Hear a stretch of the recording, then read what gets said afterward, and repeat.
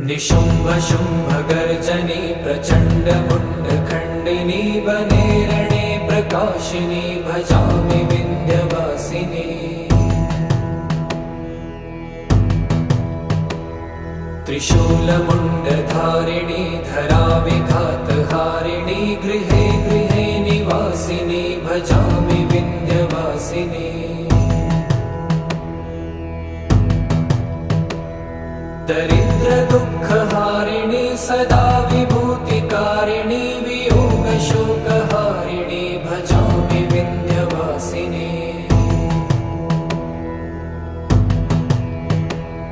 लसत्सुलोललोचनं लतासनं वरप्रदं कपालशूलधारिणी भजामि Vindhyavasini. कराब्जदा